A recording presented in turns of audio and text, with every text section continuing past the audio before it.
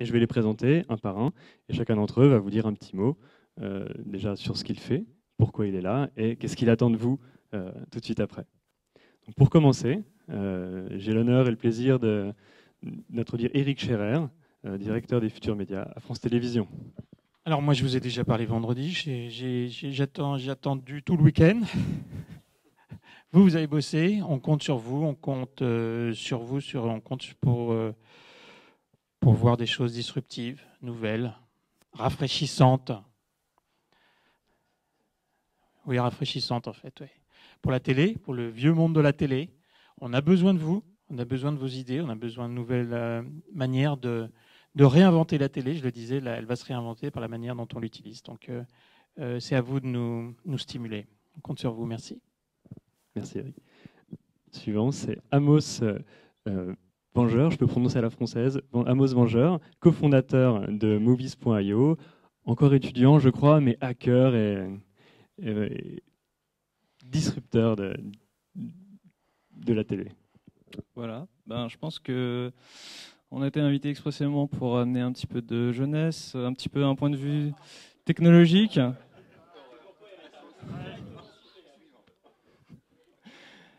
On est un petit peu, on peut nous appeler la délégation pirate. Moi, je préfère me poser comme technologiste qui voit que l'Internet, c'est une fantastique autoroute de l'information, mais que de nos jours, on n'a pas l'habitude de laisser les choses circuler librement. Il y a tellement de restrictions. Et puis, voilà, nous, on est à la tête d'un des sites de téléchargement qui monte un petit peu. Et puis, voilà. Donc, nous, on attend beaucoup d'ouverture, un petit peu de pas trop s'occuper des droits. On est déjà censuré, c'est pas possible. Voilà, de pas trop se soucier des droits et de plus sur la technologie, qu'est-ce qu'on peut faire avec, voilà, qu'est-ce qu'on peut faire de nouveau. Merci Amos. On verra s'il sera jeune dans 30 ans encore. Hein. Donc, nous avons ensuite Olivier Ezrati. Olivier, expert, spécialiste des médias, des nouveaux médias, blogueur, photographe aussi également. Olivier Ezrati. Et développeur, mais ça c'est moins connu. Oui, il y a une application iPad qui vient de me montrer ce matin. Donc, il se trouve que j'exerce la plupart de mon temps dans le monde de la télé numérique. J'expertise aussi bien des startups que je travaille avec des grandes boîtes dans le secteur.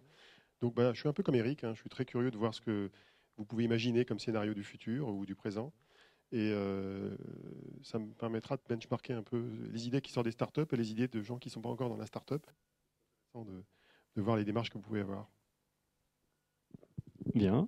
Le deuxième cofondateur de Movies.io, Frédéric Jacobs.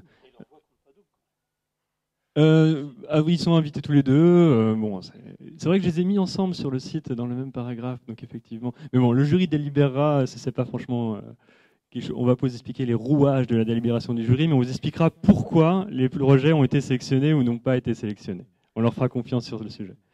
Donc, Frédéric Jacobs, pareil, cofondateur de Movies.io, encore étudiant, employé chez Storyfy en même temps, San Francisco. Enfin, voilà, encore un profil très pluridisciplinaire. On demande comment il trouve le temps de dormir. Frédéric. Alors la réponse, c'est tout simplement je dors. Donc, pour commencer, Movies.io serait pas né si on commençait à se soucier des droits. Donc, il faut d'abord construire quelque chose et puis après, les droits, c'est comme la monétisation dans les startups d'aujourd'hui, ça se trouve par après. Faut utiliser l'innovation comme driver, donc comme la chose qu'on veut privilégier et puis après, les droits, on peut s'arranger par après. Construisez un truc cool, j'espère que vous l'avez fait d'ailleurs. Et voilà. Je vais laisser la parole à Merci. la jury. À la jury. Tout à fait. Roxane Verza. Roxane, donc, en ce moment, tu t'occupes des startups au sein de Microsoft, je crois. Et Roxane était ancienne directrice en chef de TechCrunch France, notamment, et a lancé en France divers événements en France et à Londres, je crois également, autour de l'écosystème startup. Roxane. Okay. Merci. Donc, oui, en effet, c'était plutôt pour les femmes dans les nouvelles techno. Donc, je suis très contente de voir qu'il y a quelques femmes parmi nous. Sinon, moi, je pense que ce qui va m'intéresser plus dans les projets que vous allez présenter, c'est plutôt l'expérience que vous allez créer pour l'utilisateur et aussi l'innovation, bien évidemment. Donc, voilà. Merci. Donc, la personne suivante, Bernard Benamou, qui n'était pas annoncé, mais qui vient. Donc, qui nous fait l'honneur. Des organisateurs. Voilà, à l'invitation et à notre invitation, Merci. qui nous fait l'honneur d'être membre du jury.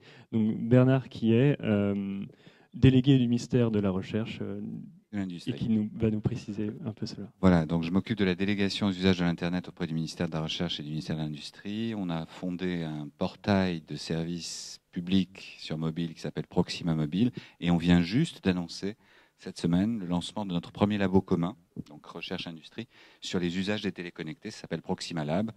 Et on travaille aussi, comme certains ici présents d'ailleurs, à la mission du CSA sur ces questions.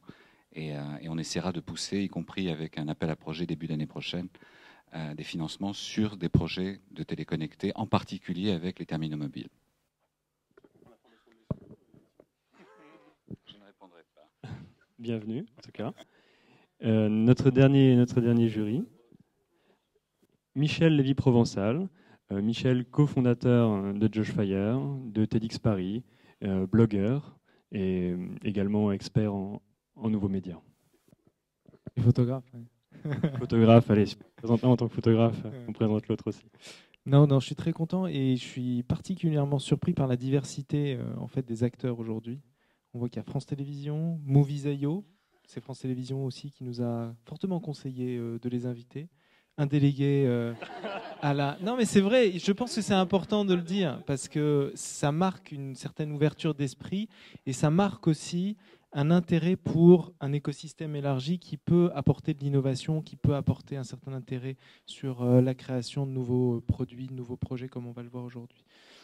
Un représentant finalement de l'État, des entreprises. Je suis très heureux d'avoir cette diversité et j'espère qu'on va avoir des projets, des produits potentiels de qualité aujourd'hui. Merci Michel.